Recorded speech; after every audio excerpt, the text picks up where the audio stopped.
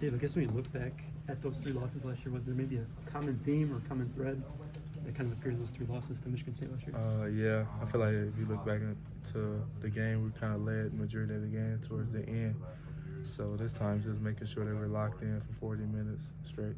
And how much have you been looking forward to another shot at state after how last season was? Of course, like you're looking towards your rival, but you can't look over because we had a great season so far, so you can't look ahead. But now that we're in and we're locked in, you can just see everyone's focus levels have picked up. Everyone's locked in and engaged from the coaching staff down to the managers. So.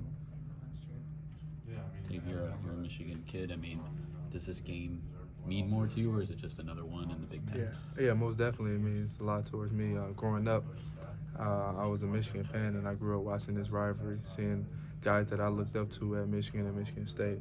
And I just feel like me being from Detroit, I owe it to the great taxpayers of this state. I owe it to my friends and family from this state to just go out there and compete and give it all I got.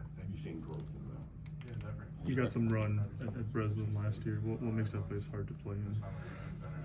It's hard because first and foremost, they have a tradition there with great coach and Tom Izzo and great players each and every year. So they play with a championship pedigree each and every time you play against them. And then you implement that with the crowd and tradition they have with there in the student section. It's most definitely difficult. But I feel like if we just stay locked in, stay together, we'll be fine. And then Cassius Winston, from a point guard perspective, what makes him so hard to defend, and what makes him so good in those ball screens? I've been playing with Cassius. We played on the same AAU team, the family, when we were in elementary school, and I was working out with him before I even committed to Michigan. So I kind of know a lot about him. And just he's a very crafty player, always been smart. People always talk about maybe he's not athletically this or athletically that, but he always just dominated his opponent because he thought him and outsmarted him.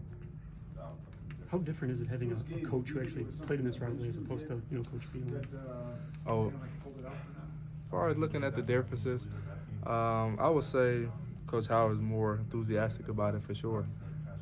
You can just tell he's just as pumped as we are. If you watch him in practice, he's jumping up and down, he's yelling, he's screaming. He wants to get this one under his belt, and most importantly, he wants us to get this one under our belt as well.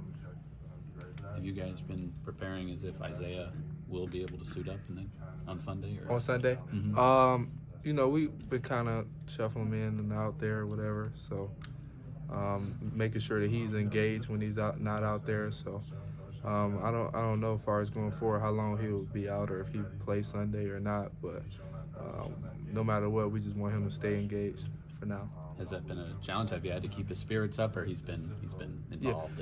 Yeah, for sure. You got to kind of keep, because first and foremost, Isaiah is such a great guy. Like, you could just see when he got hurt that game, he was just sad, not only for himself, but most importantly, he sent the text out just about how hurt he was that he couldn't be there for his brothers, and he promised us that he would just take 110% in his recovery so he can be back with us as soon as possible.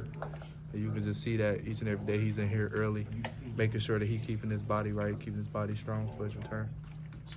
You guys played at Breslin last year without Charles.